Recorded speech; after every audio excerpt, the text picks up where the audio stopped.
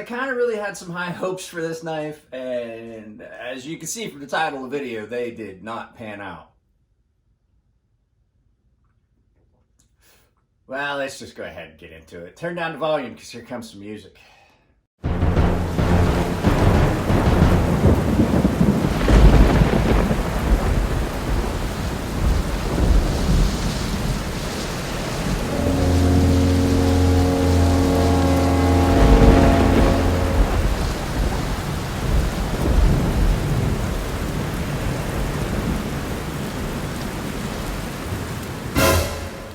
Alright guys, you're going to notice that the background is different, and so am I, because I figured why not make it match. I'm not even going to link a channel in this one because I will in the comments, but I'm not going to put their logo up here because I don't want them to be associated with this knife. This is that Boker ceramic that I got. So I got it. I had every intention of getting it and carrying it a little bit, just seeing what these ceramic bladed folding knives were about. And then probably do it as a giveaway. I can't do this as a giveaway. We'll see. Someone might be interested in it, but it's got such a long list of problems that it is by far, as the title stated, my worst knife of 2021. So, yeah, let's not waste any more time. Let's take a look at it from above. Let me start off by saying I don't hate everything about this knife, but it truly is the worst knife I've had come in this year. And it's one that I got for review, so I'm going to throw it in the other videos. The other video, my number one knife, it wasn't something I bought because my number one knife would have been the Norseman. But I don't want to do everything negative on this knife, so let's go ahead and get some specs and stuff out of the way. And let's look at the good features of the knife, and then I will tell you at the end. We'll do it kind of Nick Shabazz style. We'll do the specs, then we'll do the good, and we'll do the not so good, and then we'll do the why this is the worst knife of 2021.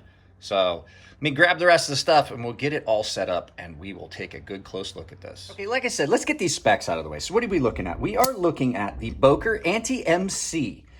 This is a 3.25 blade, 3.25 inch blade done in ceramic. So that is a zirconium oxide blade. It is done in a flat grind, and it is black finish. Now, that is not a finish. That is the material. The material is that color.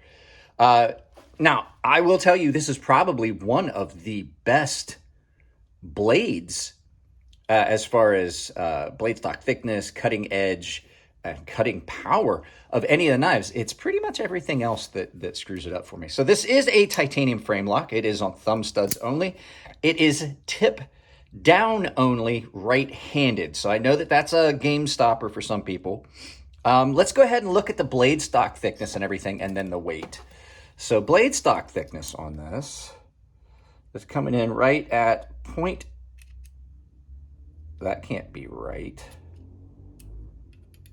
There we go. 0.008.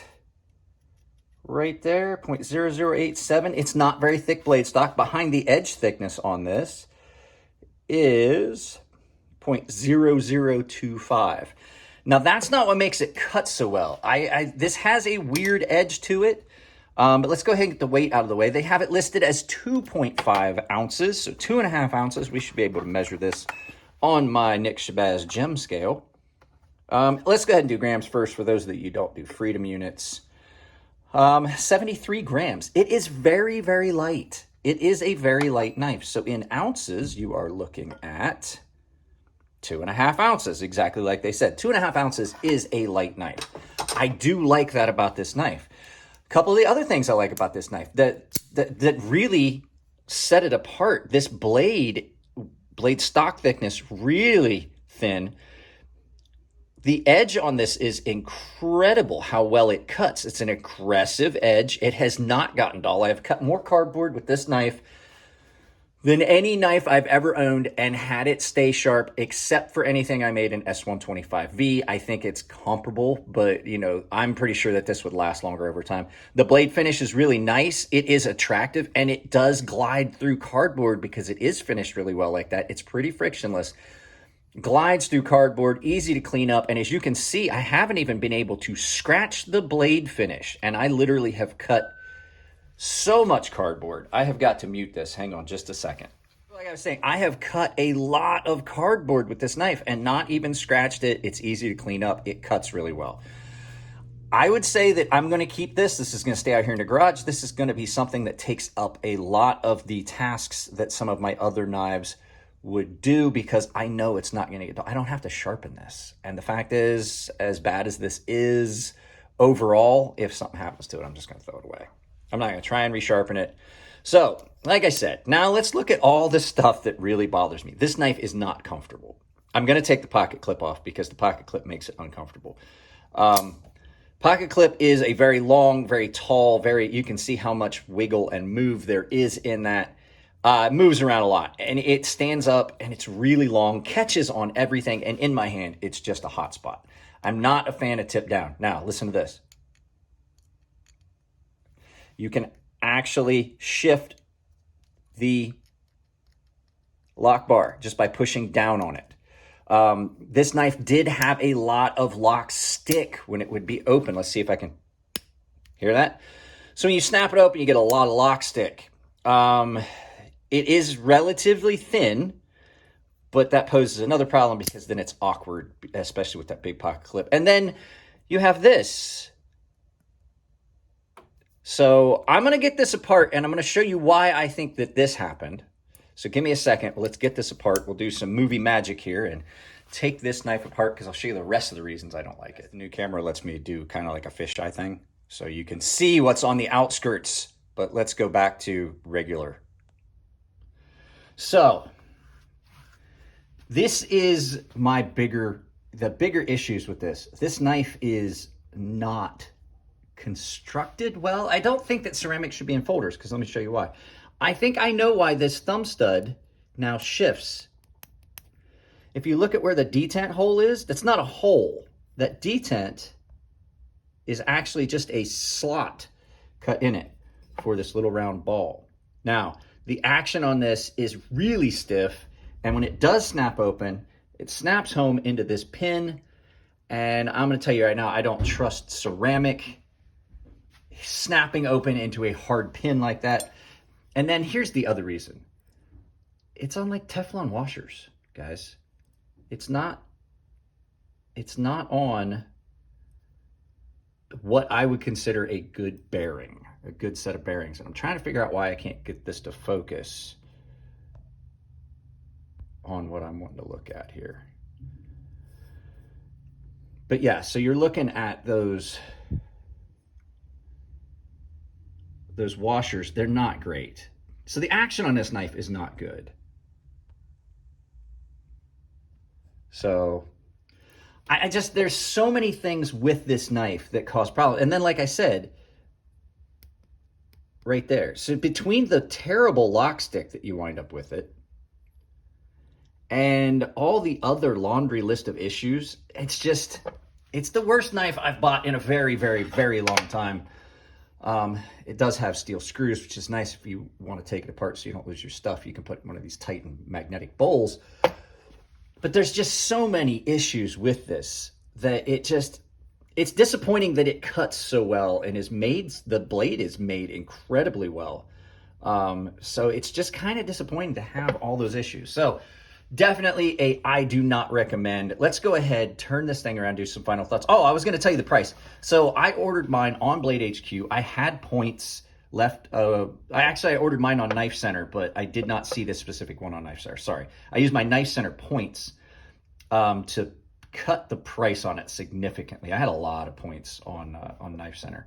So these are $76.49, down from I think $109. So I mean, if you're in the market for something that you're just going to keep around to cut and never have to sharpen, but if you drop this blade, it's going to shatter. And like I said, with the lock stick, the amount of lock stick that you have, and that slamming into a stop pin, I just don't foresee that knife. I'm just terrified that this knife is just going to shatter, because they'll break just like glass. So is it a good idea? I like the idea of it, but in execution, no. I guarantee there's companies out there that do it better. Boker, as much as I hate to say it, Boker's one of those companies that we just, you know, we always hope they're going to get better, but they just really never kind of do. You know what I mean? I'm trying to get it to focus, but it's hard to focus on shiny surfaces. So we always kind of hope that they're going to, you know, step up their game, and then they seem like they're going to, but then they still do stuff like this. So I have had a lot of new bokers that are a lot better, but yeah, guys, that's it. Let's flip this around and do some final thoughts. Guys, as I was getting ready to put it together, I just wanted to show you what I noticed. You remember how I was telling you about the lock bar, and I was afraid that it was going to chip? It's already happening with that lock stick, so you can kind of see right there. And I'm doing this handheld. You can see where it's starting to chip, and that's where the lock interface is. So that's your lock bar disengaging. That's that lock stick that's causing that chipping. So yeah, I don't have a lot of faith that this knife is going to hold up, and I just don't think it's got the distance. I think it's just going to wind up breaking, and I'm going to have to clean up a bunch of little pieces of broken black ceramic. So yeah, guys, there's just so many things wrong with this that it hates the cake for the thing is, geez, Mike, you're stumbling all over yourself. Let's get this straight. So the thing is, yes, this is my worst knife of 2021. But the fact is that the thing still does perform well. It's just everything else that's wrong with it. Am I going to keep it around? Yeah, it's great. This thing is the cardboard champ. This has cut down more cardboard than any knife has and stayed sharp. But, you know, I talked about that at the tabletop. So, not to make this any longer, guys, if you like the videos, give them a thumbs up. If you don't like them, give them a thumbs down. As a creator, even though you can't see the count, I still can. I use it as an effective tool to see what you guys do and don't like. So, if you don't like something, let me know why. Don't just drop a thumbs down and not tell me why. If you want to support the channel, it's as simple as sharing channels. Like I always say, support the channels you love. But if you want to support the channel financially, I do have membership tabs down below, affiliate links, and a merch store. All of it's down there. The membership gets you in on early access to videos for everyone, exclusive giveaways based on tier, and a sharpening tutorial for the premium tier members, the top tier members. And if you're interested in the merch, I do have a coupon code for you guys. It is CrazySharp, all one word, capital C, capital S, CrazySharp. Guys, I love you all. Keep it clean in the comments section. Makes it easier to moderate. Pardon me. If it's your birthday, happy birthday, and I will see you guys in the next video.